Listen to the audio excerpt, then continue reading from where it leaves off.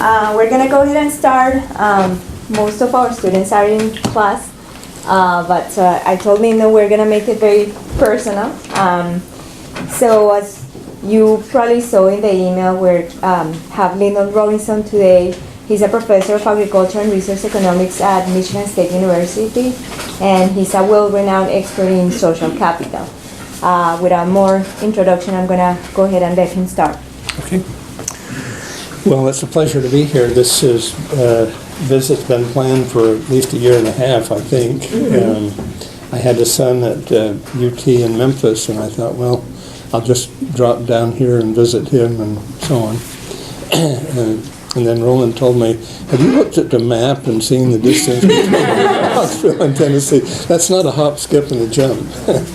So anyway, and then I guess last year we had a snowstorm that interrupted. So persistence, and I'm here, and thank you for letting me come and talk about something I'm almost passionate about. Just maybe a little, my co-author is Jeff Oliver. He's a graduate Ph.D. student in sociology, and I've had a lot of fun getting to working with Jeff. He's very bright and made some important contributions. But in 1984 and 85, I was on sabbatic leave at BYU. And I started thinking about economics and decision making, and I thought, if I could explain economics to members of my faith, that would be a useful project on Sunday project. So I started to do that. And at the end of that, I was completely disillusioned and said, I can't explain this, and furthermore, I don't believe that we're all 95% selfish, and that's the way, that's good. So when I got back, with a colleague, we organized a group called Social Capital Interest Group, but even that was a little bit of a journey because we didn't know how to call this what we were trying to study, which was the role of relationships on terms and level of trade. So one day a colleague, I was talking in the hall, and he said, why don't you call it social capital? And I said, oh, that makes sense. It's capital, it's social. We'll call it social capital. So as far as we knew, we invented the term social capital only to find out that Robert Putnam, James Coleman, Alejandro Portes, and Oscar Burt, and that it was all in a number of different places, and so there was no sort of cohesive view of what social capital was. So we organized, I think, the first world conference on social capital, and invited all of those guys to come. And at the end of the day, we passed out this questionnaire with several definitions and said, using a Likert scale, tell us which one you agree with. Turns out nobody agreed on any of them. So there was no definition of social capital. So that led us to write a paper that Al Smith and a graduate student, Marcelo Silas, who's now a vice president at Old Dominion, wrote on, is social capital really capital? And we went through the definitions and said, most of what's being proposed as definitions of social capital aren't definitions because they don't say A equals B. That's what you have to say if it's a definition. You can't say A can be used for this, or B has properties like this. So that was how this all started. And since then, it's been a 30-year journey trying to describe what's relevant about and why this matters.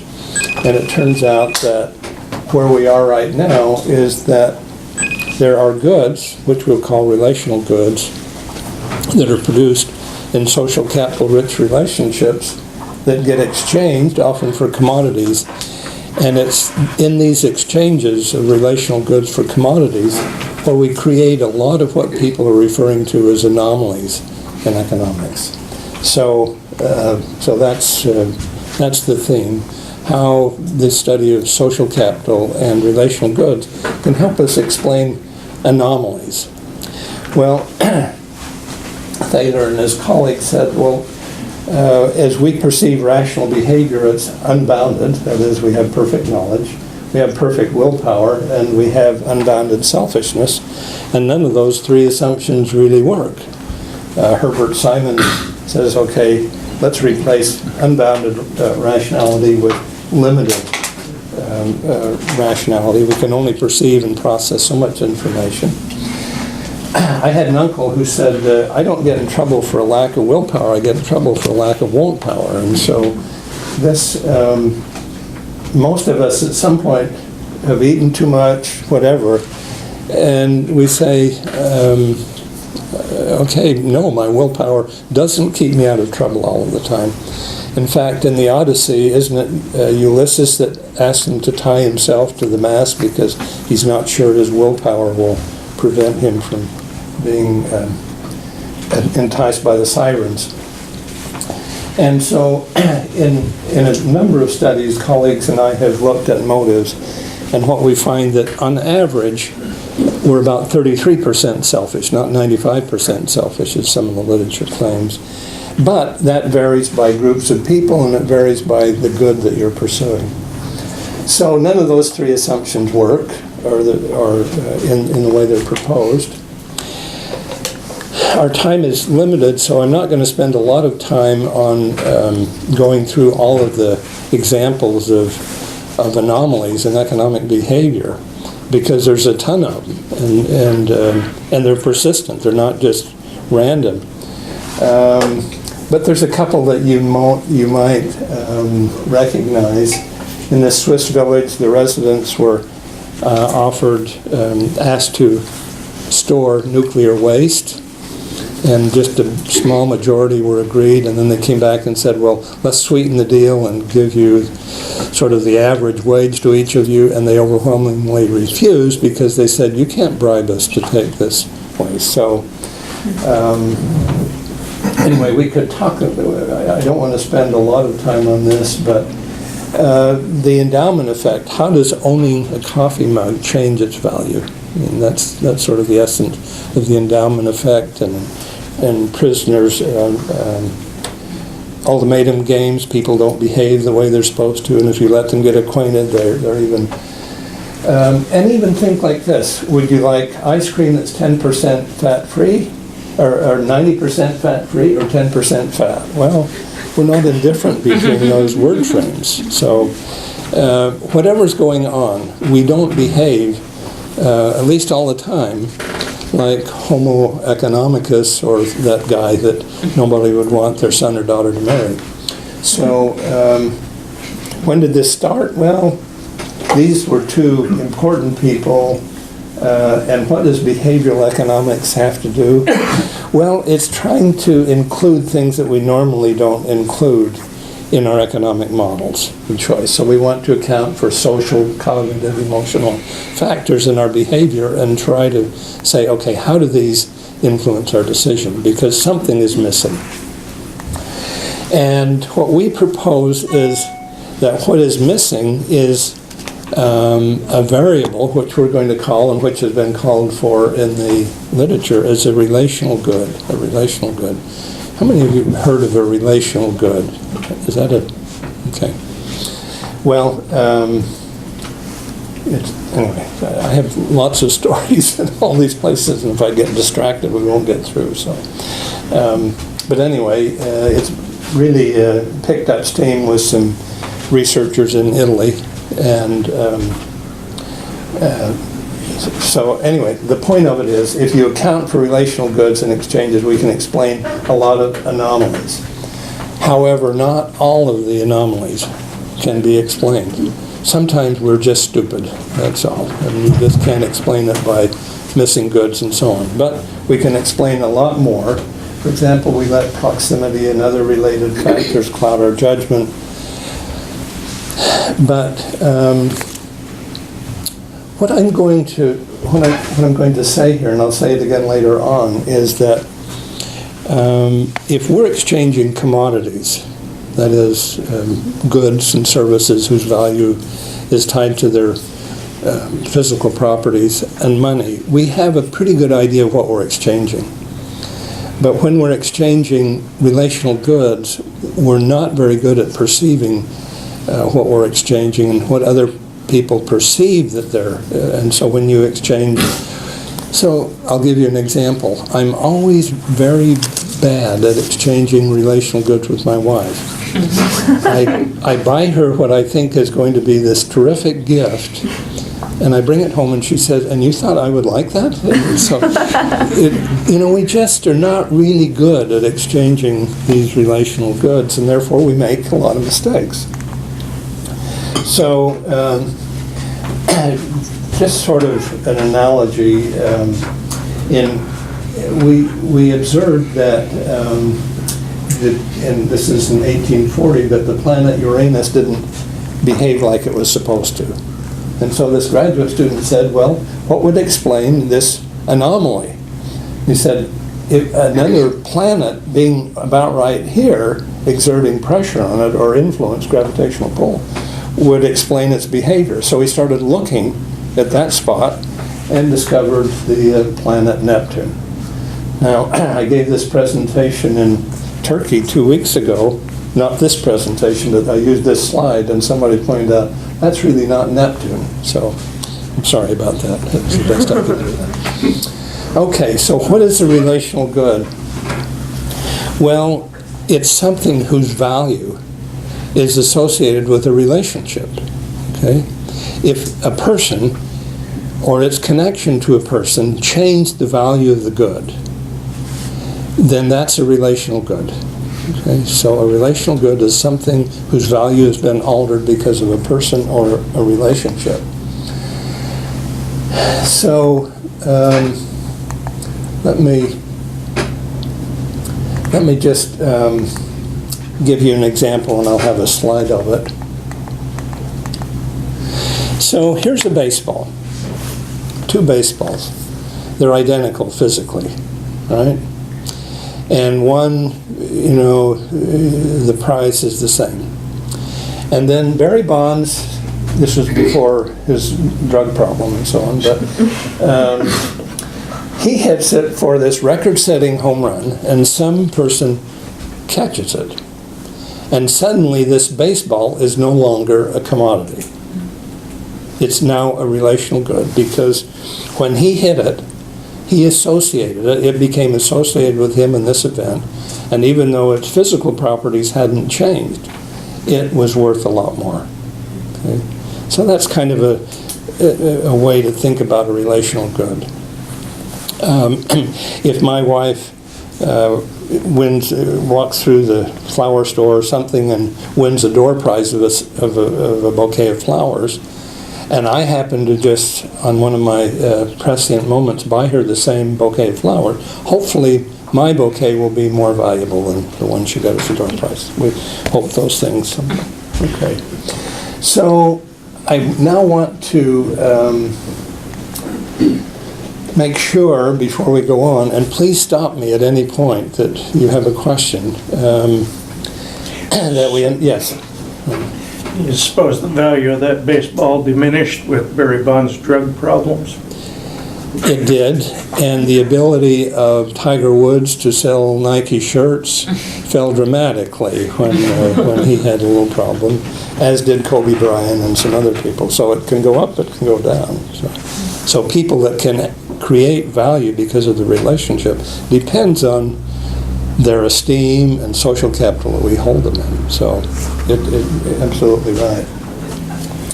So when we exchange commodities, there's kind of a symmetry. We expect, to get what we give, and we may haggle or make sure that we, when we're buying, we want to make sure that what we're getting is what we're giving, and we understand the terms and level of trade.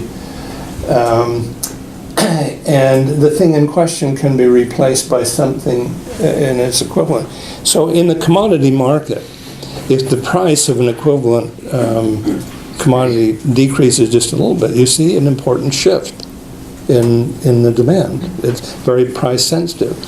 But when you're exchanging for relational goods, that's not necessarily the case, because we don't know. So with relational goods, they're often given as gift, tit for tat, we don't say to my wife, I don't say, and I hope you don't mind me being a little personal, I don't say to my wife, okay, I gave you this for Christmas, now I expect this in return. We don't normally do that because in the process we would destroy this value of the gift. So they have important, but nevertheless they're important goods. Now, this will be, I think, a new concept for, at least for economists, and that is Immanuel Kant talked about two worlds, and the sociologist Durkheim talked about two worlds. And Glenn Cohen, extended this notion of two worlds, and he called one world the humanity world, and he called the other world the non-humanity world. We'll just call this the commodity world. So we have two worlds, okay? Things belong in one of these two worlds. And relational goods obviously fit in the humanity world, and the commodities, things that aren't affected by relationships, fit in the commodity world. Now, things move from one world to the other. So when Barry Bonds hit the home run, a commodity moved to the humanity world. And things can move from the humanity world to the commodity world. We call those commodification and decommodification. And so Karl Marx was concerned about taking youth or children who were in the humanity world, treating them though as they were inputs to the mining operation or whatever, and moving them to the commodity world. So that was, the idea of things moving back and forth in these two worlds have been around for a long time. So the way things become relational goods is that people with relationships, people perform a humanizing act that embeds a commodity or some good with something we'll call social emotional goods. And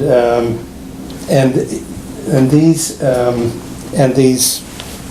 so somehow the commodity or the non-commodity has to be associated with the person, and we do that through humanizing act. So here's one more example. Here's a dollar bill. It's a commodity, maybe. But yet, if that were the first dollar that you earned in your business, okay, it's no longer a commodity. A farm is a commodity. But if it's been in the family for 100 years, and your grandfather worked there and your grandmother was born here, that's no longer a commodity, okay? And so one of the worlds are similar, and there's an overlap. In economics, we, at least traditionally, ignore this intersection and just focus on the commodity sphere. And so what we teach in our traditional courses are about how things work in the commodity world. However, these two worlds don't stay separated. They sometimes impinge on each other. And we sometimes exchange commodities for relational goods and vice versa. And therein lies the rub. We're not very good at determining the terms and level of exchange of commodities with relational goods. I mean, that's one problem. The other problem is just ignore the relational goods. So now a little background. In these two worlds, there are similar concepts. For example, a good is common to both. A good is a physical or durable entity. It has economic value. You can separate ownership. Production and consumption can occur at different points and places. Capital is a durable entity. However, it can't always be separated from its owner. So social capital, human capital, you can't just say, okay, sell me your human capital. I mean, you can sell me services, but unless we have slaves, we don't do that. Now, what can be alienated from capital, even social capital, is these intangible goods, okay? So I'm an architect, and I think about a building, and I create this building in my mind. And then I embed it in plans, and these plans get embedded in create a building and so on. So we always have intangible goods produced by capital as well as tangible goods. And that's common to both the commodity world and the humanity world. So, but the form of capital that exists in the humanities world we call social capital, and I won't go into sort of the definition of it too much, but it's basically social capital is the regard, empathy, or respect you give somebody else. I own social capital if you have empathy for me. You have social capital if I give it to you.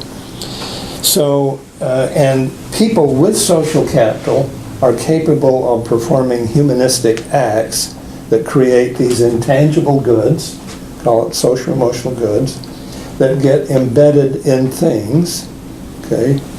So the baseball, think of Barry Bonds hitting the ball, getting embedded in the baseball. And so we now have two specific relational goods called social emotional goods and attachment value goods. Okay, let me just stop for a minute now. Say, we kind of covered a lot of background material. You want to ask some questions? Yes, please. So I've got a collection of baseball cards that, when in the 50s and 60s I collected them and I used them, I put them on the bike spokes and stuff like that, and all of a sudden they're worth some money now. But they're not because they've been used. But they're very special to me, okay? So so they're social emotional goods, I guess, is what you got embedded in those cards. But I don't see where the social capital would come in to those cards. Okay, if you had a baseball player that played for the Toledo Mud Hens, his batting average was .05. Would you value a baseball card with his name on it? If I had played with that card and he was the best hitter for me, okay, all right. Yes. Okay. I guess all I'm saying is that someplace there had to be social capital to produce the social emotional goods that got embedded in those cards. Someplace along the chain. Maybe it was you had this card with you when you hit a home run, or your parents gave it to you. It could be a number of different ways. But somehow that card had to get embedded with these social emotional goods for it to have the attachment value that it does for you. Now, you raised another point, and that is attachment value is for you is not universal, and that's what makes trading relational goods difficult. So I could be a farmer. I have my garage and all of my screws are labeled and all the tools and so on, and we have my grandma's rocking chair and these things that we wouldn't part with for money, and then we die and we have an auction and they're sold for nothing because that attachment value isn't shared. So, okay, any other question? Well, don't we see this even with, I realize you said there's that crossover with commodities, and to me, land is a prime example from the standpoint of we see a lot of crossover in a lot of this value here is put into that commodity. Mm-hmm. You have a like you said, been in a family 1,000 years, whatever. But now there's all of a sudden there's nobody that wants to take the farm, or there's nobody to take the farm, but yet they still put a lot of value in that, or even that tractor that they tilled their first acre of ground with, right. And all of a sudden, and to me that's where this is kind of interesting, is because one person has this huge value on this good, whereas the other 900 million people say it's actually worth pennies on the dollar to that, relative to what that person's saying. So I'll tell you where that gets, that, I said we have this problem of exchanging commodities for relational good. So we have a violin student whose violin has been passed down from grandmother to mother and so on. It's really an antique, and it has attachment value. It's valued as a relational good. It's stolen. And the insurance company comes in, looks it up in the catalog and says, this has this value. Well, that's not even close to the value of the violin to the person who lost it. Or the highway comes and says, I need to put a road through your farm, and the price of farmland right now is such and such an acre. I'll pay you such and such. You're kidding. I mean, that land has been in my family forever, and so, yes. I was just thinking about the violin example versus Barry Bonds baseball. So in one case, you might have a violin that's of, there's no dollar amount that could purchase that from that person. Right. But the Barry Bonds baseball, there are auctions for these historic items where people will go, and there is sort of this, and correct me if I'm wrong, but sort of this market value for these attached available goods, or sort of this market mechanism put in place that you can value some of that. But if you were to put that violin in that auction, it would it would bring nothing, but to that person it would be of much more value than that baseball. So it's like this personal connection versus I don't know. This is all. okay. So you've taken me to an interesting place. That baseball right now is going to sell for thousands and thousands of dollars. To me, it's a commodity. I buy it for my restaurant because I know that it has attachment value for my customers. So for me, it's a commodity. For my customers, I get to hold the baseball. Well, let's go eat there. So we're talking about sort of one-on-one exchanges, but think of this case. Nike became wealthy because they converted their sneakers from commodities to attachment values. Air Jordans sell for thousands. I mean, you can buy an Air Jordan for thousands of dollars. It's no longer a commodity. I don't buy an Air Jordan. I don't buy them, period. But if I did, I don't buy them as a commodity. So, yeah, very good point. Okay. So can we please eat pizza? There's lots of pizza. It's a commodity. It will not last. We're so engaged in this, though. Okay. Seriously. Okay. So, do we need to spend any time on what social capital is? I mean, so let me just give you a brief thing on social capital. Adam Smith wrote 2 books. Well, he probably wrote more than that, but he wrote An Inquiry into the Cause and the Wealth of Nation, and from that we said the world is a commodity. It's a commodity world. The butcher only gives you meat because he wants to make profit. So we went from there and said the world is a commodity world. However, before he wrote An Inquiry into the Cause and the Wealth of Nations, he wrote Moral Sentiments. And you know what the first chapter of Moral Sentiments was? Sympathy. Now, the word empathy wasn't invented in Adam Smith's day. So think of sympathy to Adam Smith was what the empathy is for us. And let me just illustrate that concept. So Adam Smith got it right. He said, we really need empathy or sympathy for this system to work really well. He was so smart. So I suggest you get a good lawyer before you go to court for this. A lawyer's as good as the next. They all know the law. All lawyers know the law. A good lawyer knows the judge. Okay. So if I were to stand up here and I had a lemon and I cut the lemon and I squeezed the lemon into my mouth, you would feel something. You would say, ooh, something like that. But you would vicariously sense what I'm experiencing. We call that empathy.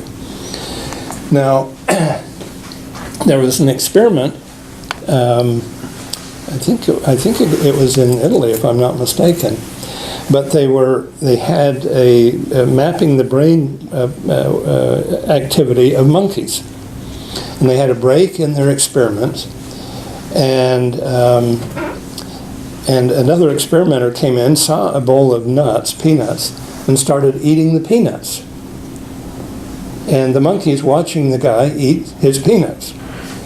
Well, what was amazing is that the same brain activities that the monkey had when he or she was eating peanut, she had watching this other person eat peanuts. Okay? So it's this ability to empathize with each other that makes us human. Okay? We would not be able to exchange relational goods or really interact without this capacity. So empathy or social capital. Now, not everyone has the same amount of social capital. Those in our family have more than people outside of the family, and so on.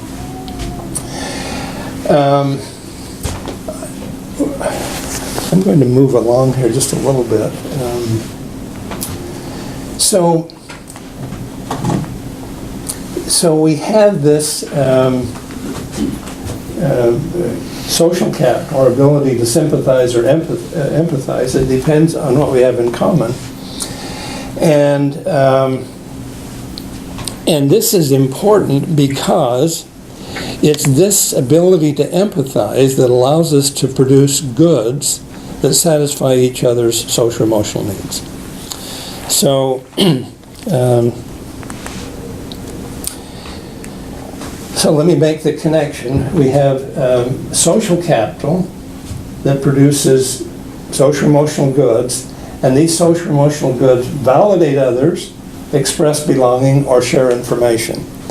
So that's the intangible goods that social capital produces. Social emotional goods that validate, express belonging, or knowing. So I don't know if you've seen this book or not. I mean, I don't know how many copies that was. When I was bumbling through middle school and offending everybody I met, I think my mother said, "Here's a book that you might read. Hopefully it'll help." For 3 years I was responsible for young people between the ages of 19 and 21, and they were paired up, and often when they would having trouble I would say, "You might consider reading that book." But anyway, that's sort of the handbook on exchanging social emotional goods. Okay, let's talk about attachment value goods, which is a relational good.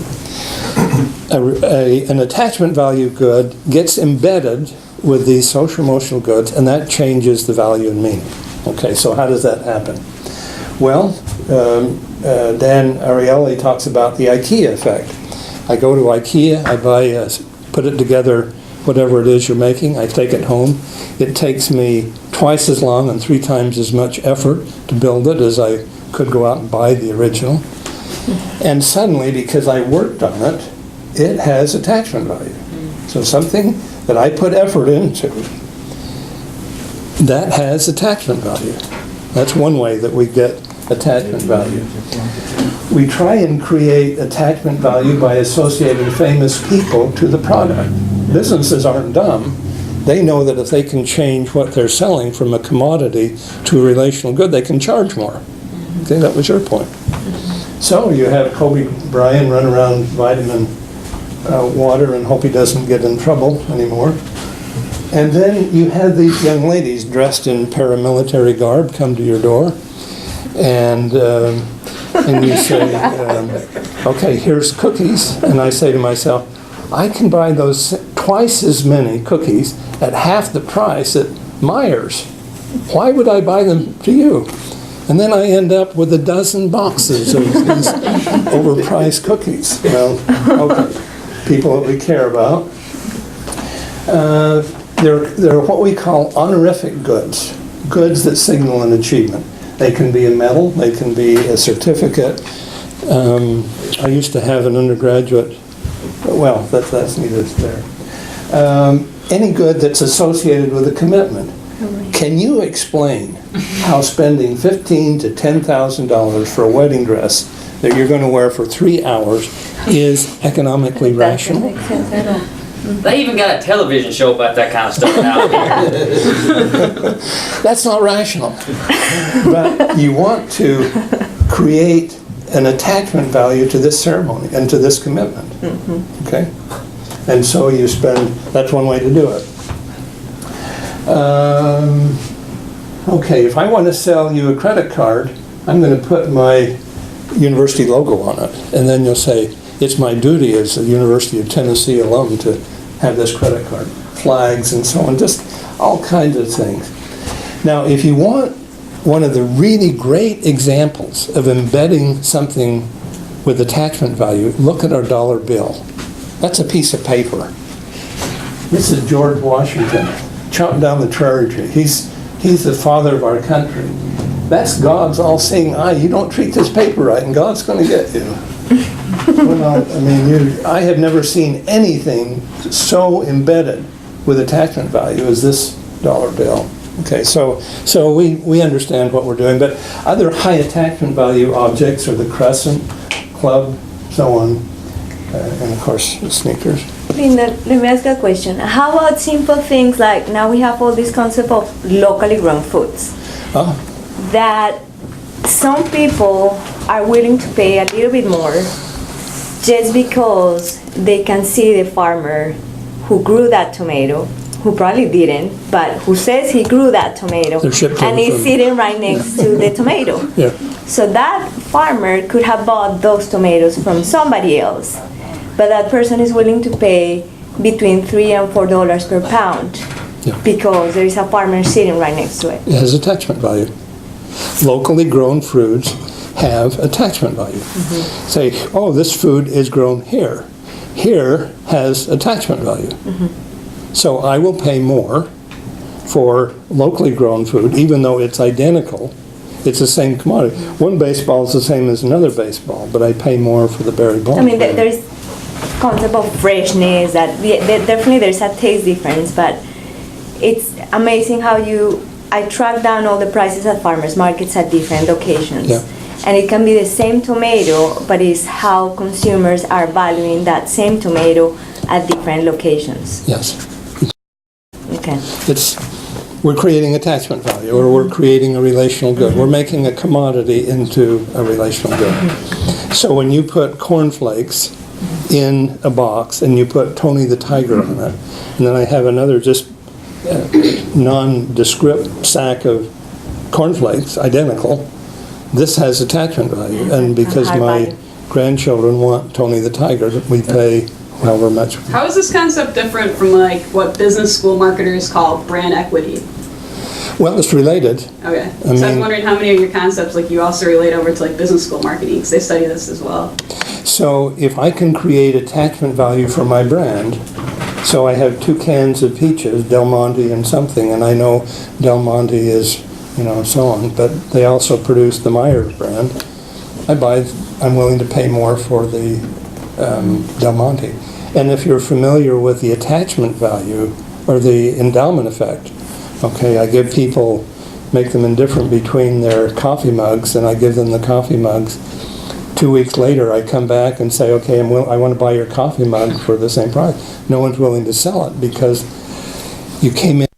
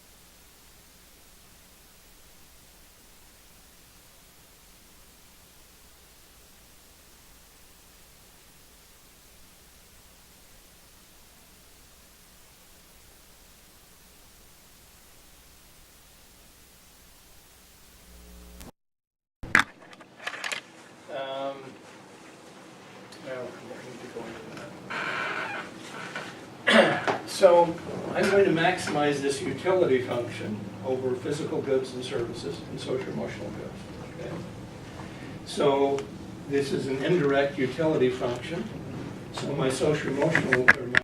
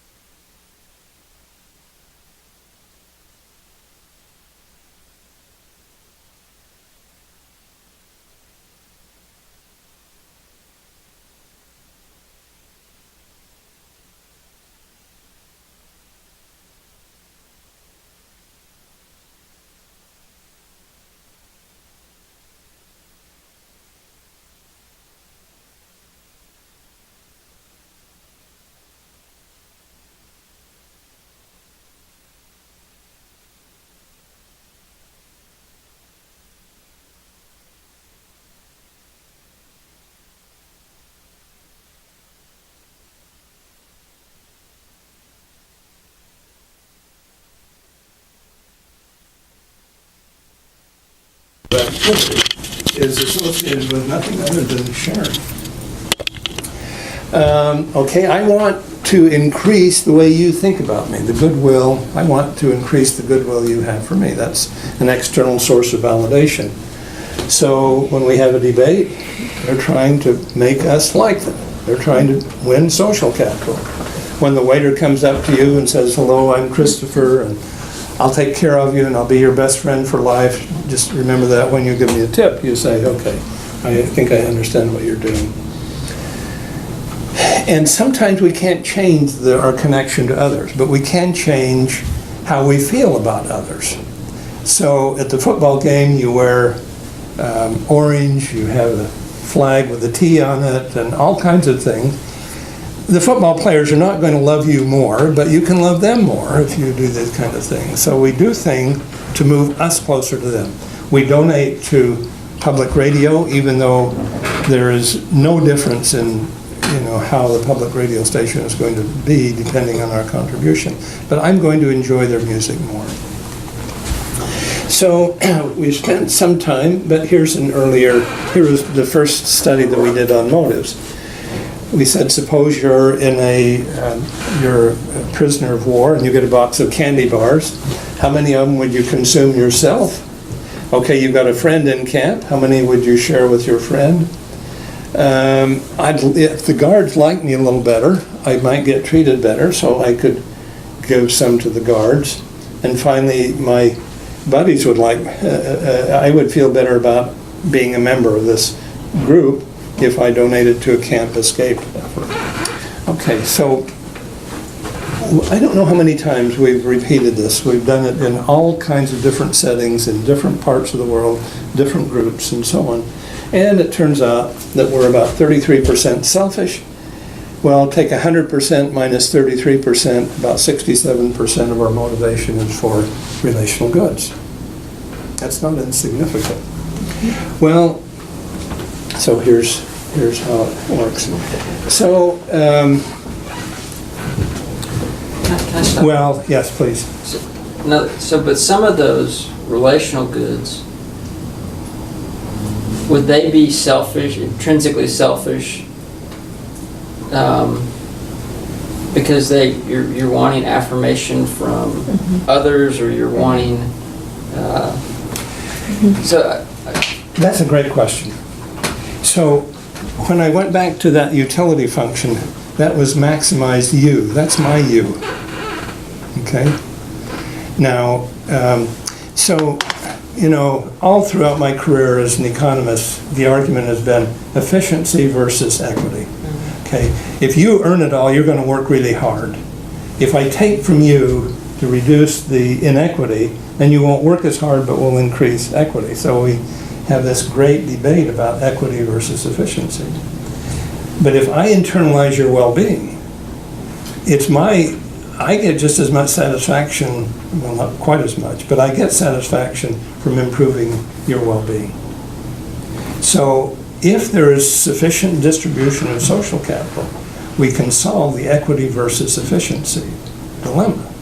For example, in my house, when I had 5 children sitting around the table, I didn't say, okay, you know, only you have to buy your meal or something. It was, no, we're all in this together, and so on. So now, on the other hand, I could want to earn your goodwill so I could get you into a business deal.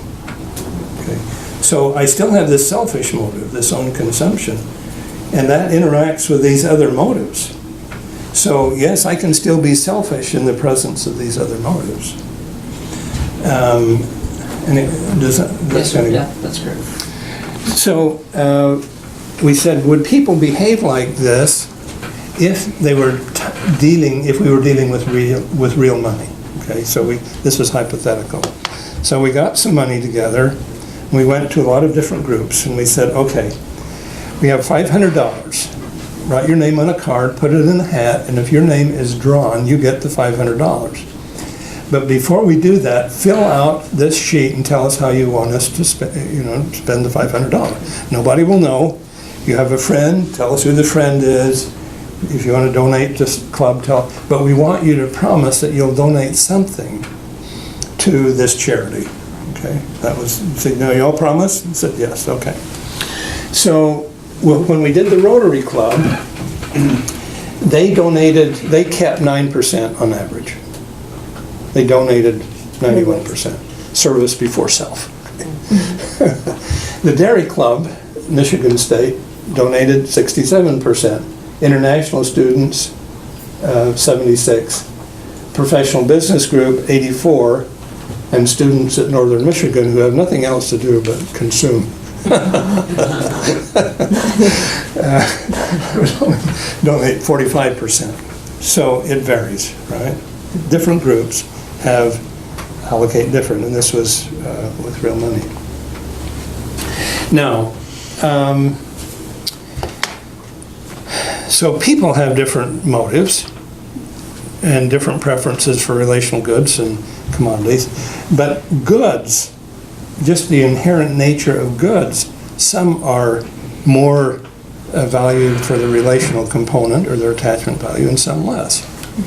So when I am out shopping for gasoline, I'm interested in one thing, the lowest price at the closest place, and that turns out to be an Admiral gas station on my way home. They have usually the lowest price that's most convenient. There is no relation between that silver pump and me. No connection to it. Get no social emotional good from it. But so why do I vote? I stand in line for take off work. You know? What's the motive? Or what's the motive for packing up my plastic milk cartons and driving 3 miles to put them in a big bin? Nobody's paying me for it. Or a haircut. You know? Why do I go to one person for a haircut or another place? Is it because they have the lowest price? If you saw my haircuts, you'd say so, but that's not really true. So,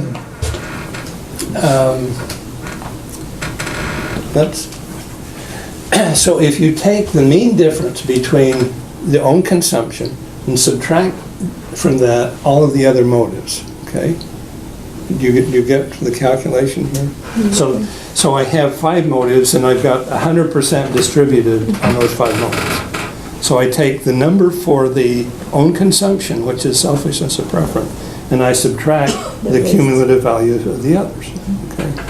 So if the social capital motives were 0, then own consumption would be 100%, right? Well, it's 74%. Purchase of a haircut, recycling, it's not about saving money.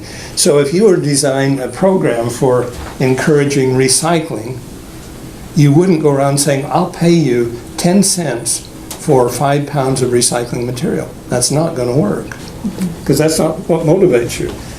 And participation in voting, so on. So goods have attachment value or a relational component. People have preference for relational good. And so now we put those things together, okay? Motives, how the goods are designed, and see what happens. Well, we exchange, how are we doing on time? We're good. We're okay? Okay. Think about this. We have commodity markets. My going to the gas station is an example of a commodity market. We have exchanges of relational goods, you know, where it's just purely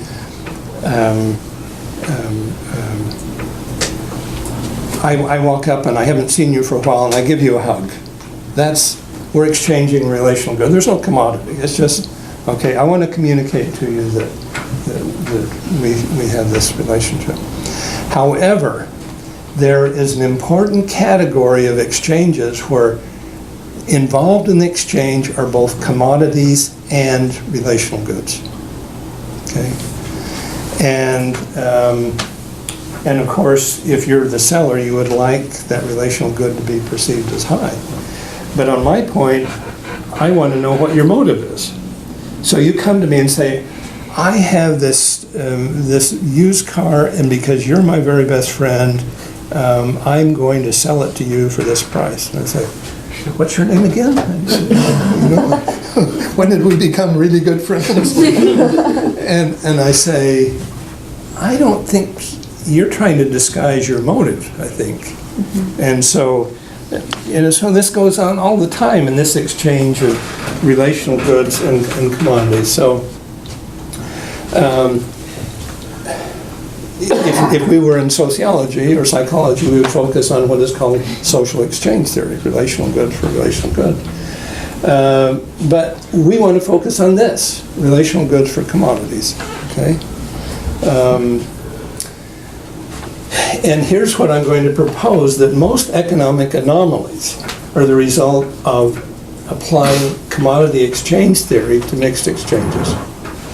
So I say, okay, I observe this exchange, and you're not behaving rationally, according to and what I'm going to propose is that often the explanation for that is you're ignoring the relational good in the exchange. And that if you accounted for that, you'd say, oh, once I realize that you're trying to acquire relational goods, yeah, makes sense to me. Okay. So let's look at, here's the demand and the supply for commodities. Here's the commodity plus the attachment value. So the supply shifts out, demand shifts up, so on. So the terms and the level is going to be different in a market in which you include relational goods, right? We're not going to exchange at the same level and at the same terms if there are relational goods. And if you're predicting the exchange outcome based on assuming that all we're exchanging is commodities, you've got it wrong, okay? So why does supply shift outward? Because I can get vicarious goods from supplying you. Okay, that one didn't work. Let me try another one.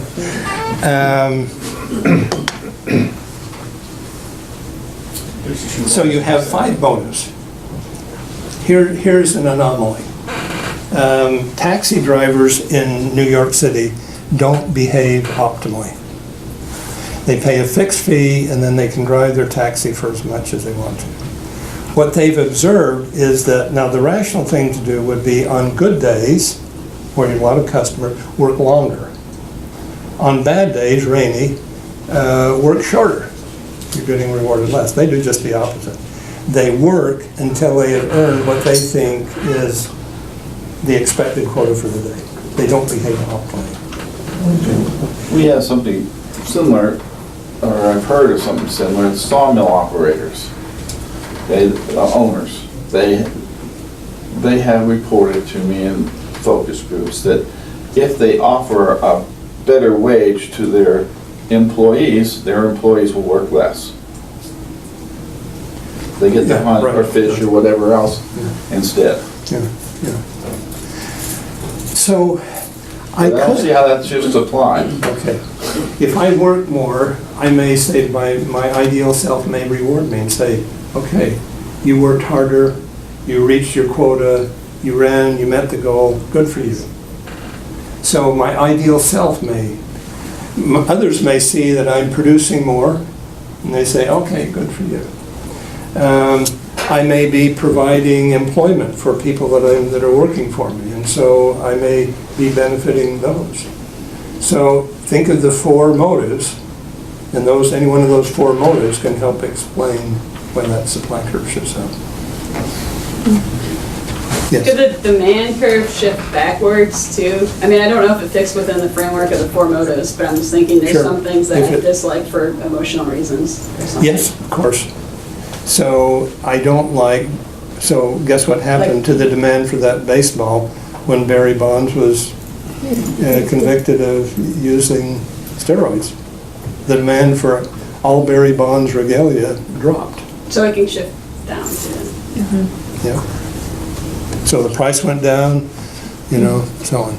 Or, now I know this doesn't apply here, but suppose your football team has this wonderful, loses every game. The demand for orange t-shirts drops way off. And people... Oddly enough, that wasn't too long ago. I was going to do that could apply. But the supply didn't move. That's my point. I can see how the demand shifts, but I don't see how the supply shifts outward. For you, Bert, I'm erasing this line next time. I'm just not going to have it there. So. Yeah, because that will apply to a specific case. You are trying to talk about that supply, that additional value that I'm offering because I'm doing something good when I'm supplying, for example, more of my tomatoes because I feel that I'm reducing the obesity rates in the state of Tennessee, and so that supply might be shifted because I feel that I'm adding that value, but that might not apply to the baseball or the football example, because that will imply that I'm somehow the ones who are producing the T-shirts are shifting their supply somehow. Let me. So what you're saying though is that that individuals who are producing the product are gaining relational.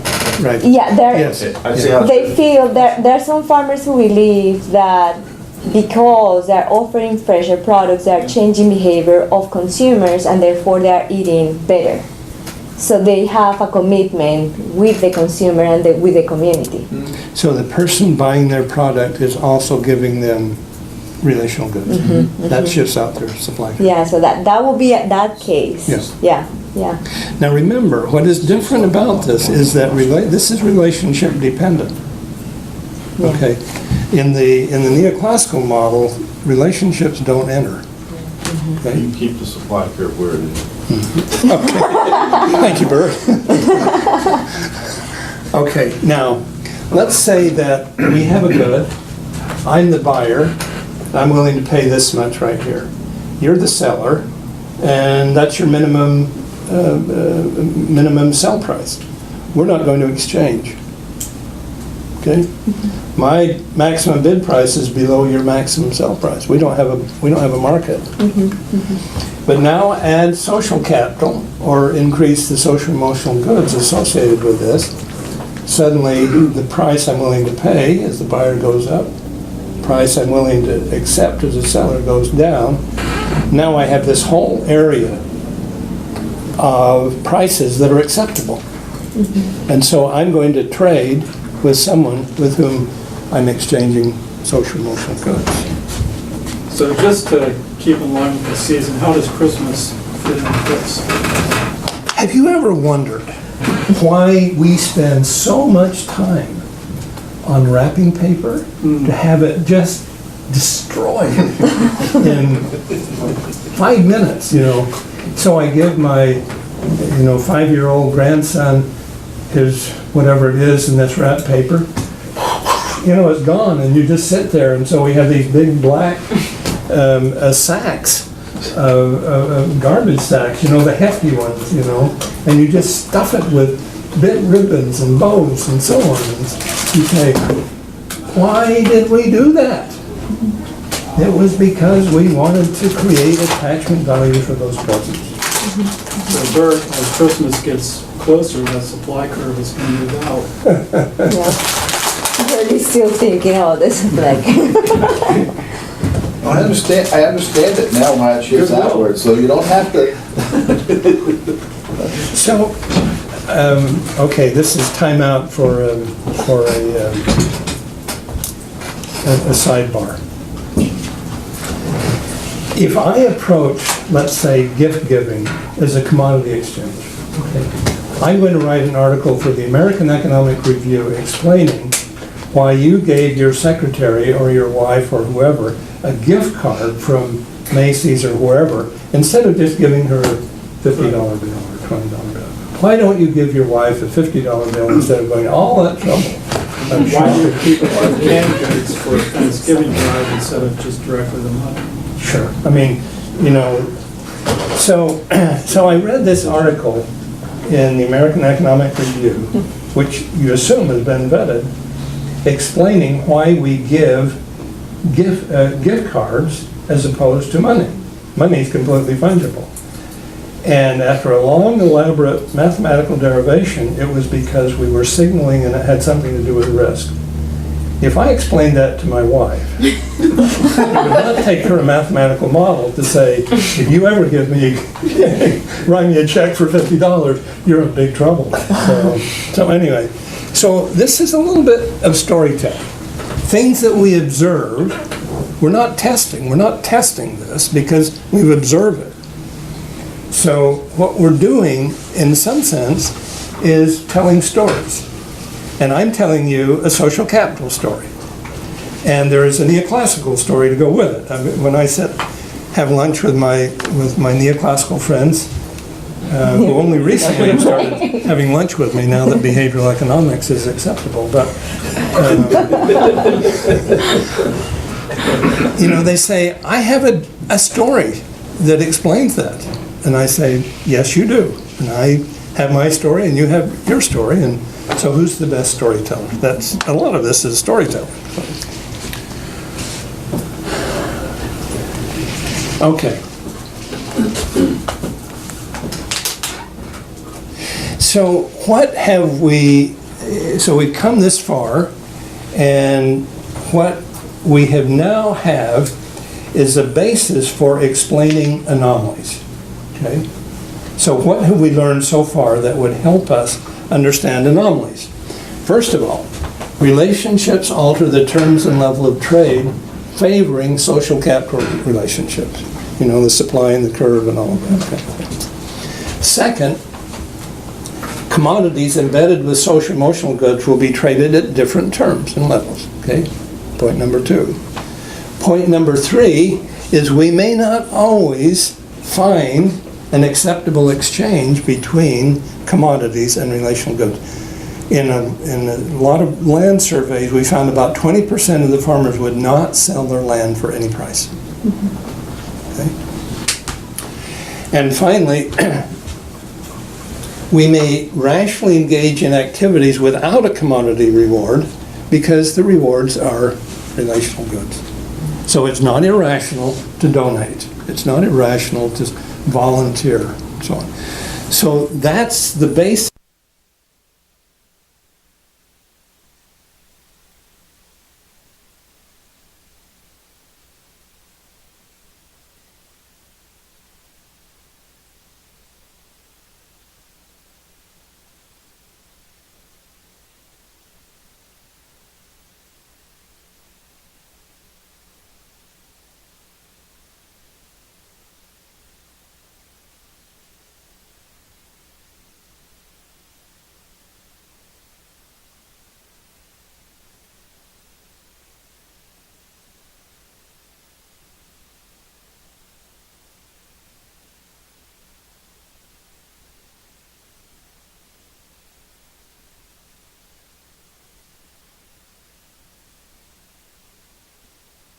they have to pay the market price. To your friend, they get it for $500 discount. To your family member who has an economic need, below. Okay? Relationships alter the terms and level of trade. Here's an example. Okay.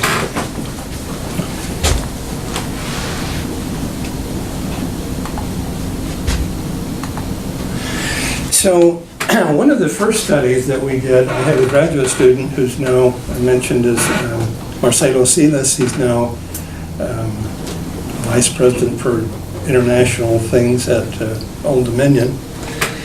And he was from Bolivia, and so he's used to taking risks. So I said, Marcelo, this is really risky. You may get a degree and no one will offer you a job. Yeah, what the heck? I said, okay. So I said, okay, when we go out and tell people that relationships matter, they're going to say, we don't believe you. So let's go to the place where it's least likely for relationships to alter the terms and level of trade. Well, who are the most unrelational good people you can think of? Your banker, right? The people in finance. So we created these loan portfolios, and then we added, okay, but you have a relationship with this family, and you have a business relationship with that family, and so on. Would you approve this loan, and so on? So we did this survey with bankers in communities of 10,000 people or something like that. So what we found was that if you come in with a loan application, low liquidity, low profit, low managerial capacity. In other words, there's nothing about this loan that makes it attractive. If you have average social relations, I don't think we had invented social capital at this point, you have 3% chance of getting it approved. If you have high, well, you have double that, 7%, but you're still not going to get it approved. At the other end, high liquidity, high profitability, high managerial, I have average. This loan is going to get approved no matter what. Well, 10% if I don't like you. But look at what happens up here. Let's say I have low liquidity, high profitability, low managerial capacity. You've got about a 40% chance of getting it approved, 10% chance if you have poor social capital, and 60% chance. And you can look at all of these. So in the middle, where you could exercise some judgment, your social capital, your relationship made all the difference. We did a project a number of years ago with Iowa State, Nebraska, Illinois, North Dakota, Michigan, where we surveyed farmers and gave them a series of questions about what would be their minimum sell price, and we wanted to make sure they had bought and sold farmland. And I won't go through all of the details, but when they were selling to a friendly relative, they discounted by 6.8%, friendly neighbor 5.5%, and an unfriendly neighbor 18%, which means they never sold farmland to someone they didn't like. And in fact, when we looked at the data of where people would sell, an unfriendly neighbor, on average, only purchased land 1.8%. And then for a relative and, let's see, a relative and friendly neighbor plus relative was 52%. It's over half.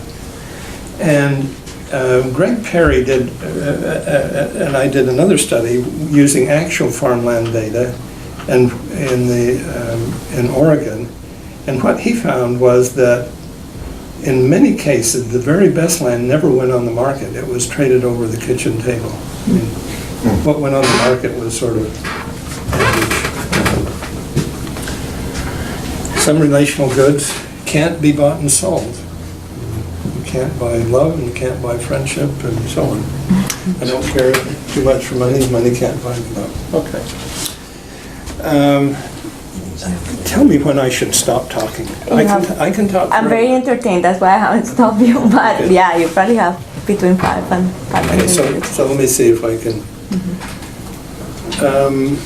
Well, that's a pretty dense slide.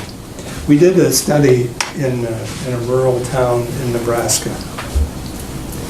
And we did focus groups and all kinds of surveys. And we said, if you were, how much would it require for you to move from this town to a comparable town with all of the amenities you have right now, except it wouldn't be this town?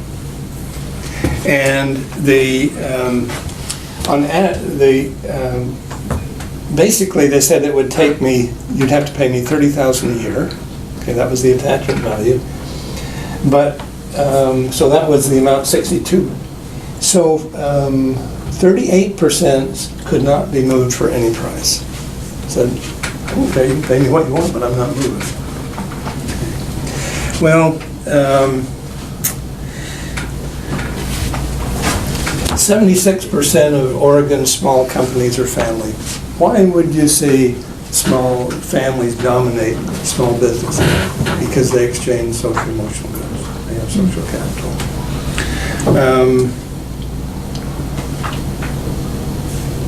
Okay, that's enough. Any of you have read this book by Michael Sandel, What Money Can't Buy? It's a fascinating read. And here's his lament. He's saying, we are commoditizing, I'm using my words, he doesn't use the word relational good, but what he's in effect saying is, we're commoditizing relational goods. We call that commodification. So the things that we're selling as a commodity really shouldn't be treated as a commodity. For example, should you, if you're confined to prison, be able to pay money and get a prison cell upgrade, or should all prisoners be treated the same? In China, if you behave badly, you hire somebody to go apologize for you. You can hire a surrogate mother in India for about $7,000 if you don't want the inconvenience of carrying your own baby. You can pay to exceed the speed limit. You can have receive $10,000 to have a tattoo embedded in your forehead. You can buy admission to a prestigious university if you make sizable donations, ticket to congressional hearing. You can buy blood and body parts from Pakistan or Bangladesh. If you want to be an ambassador, well, there's a price and you can be an ambassador. And in one ingenious effort, someone offered to sell his soul. And so they had written up an agreement, sold it for $50. The person now sold his soul for $50. That would make, who sold his soul to the devil? Help me out here. Who is it? Faustus? Divine Faust, yeah, Faust, okay. With the sun. If you're lonely in New York, there's a company called Rent-A-Sun. So I'm an elderly person. I have no people to visit me. I want to have those social emotional goods. I call up and I say, son comes over and, hi grandma, I love you, here's your groceries and so on. Well, there's something about that just doesn't seem right. I mean, can you really fake relational goods? I mean, do you really want our school buses advertising hot and ready? I mean, where is the limits of this exchange of social emotional goods? Okay, well, therefore what? I think we better stop there. I have some more stuff, but let's stop and take some questions maybe. Now that you've been talking about, I mean, relational goods and you relate that to social capital, and I'm thinking that very few studies that I have to try to measure social capital, and I feel ashamed of what we usually do, which is you have a survey and then you ask, for example, how many associations you belong to. Yeah. to kind of like capture a level of social capital and how does that affect their behavior of making a decision. Signing a contract, we actually conducted one that we used the theory of planned behavior, Yeah. which probably you're familiar with, to try to capture that Well, I'm not sure I'm all normative, that familiar with it. normative and social and so on and so forth. And there was something significant there that, but I don't know how wrong are we measuring social capital when trying to explain certain behavior that probably we cannot capture with income, size of the farm, a percentage of income coming from farming, and then you add a variable there that says, I belong to 5 organizations, Yeah. and we call it social capital. Yeah, that's a wonderful question. So, and you know, one of the early critiques of this work on social capital was that you can't measure social capital. That was the critique. And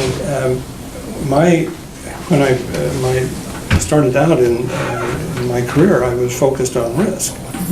And we had the same question. You can't measure risk. But we did.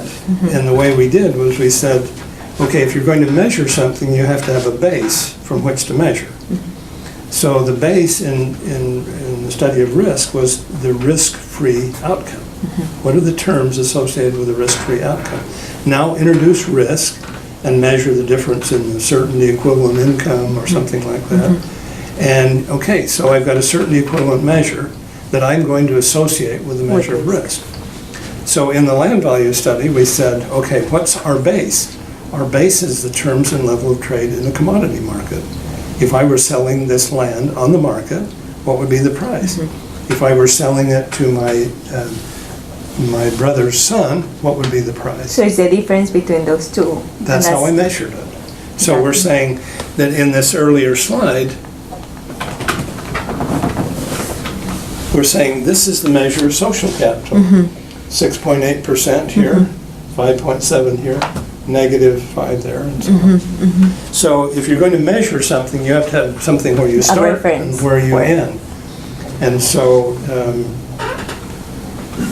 now you can be creative. For example, we did a study in downtown Detroit on trying to measure social capital in the neighborhood. And we said, if you were to die, how many of your neighbors would come to your funeral? Well, I don't, it was a number. Yeah. Not a very good number, but at least it was a place to start.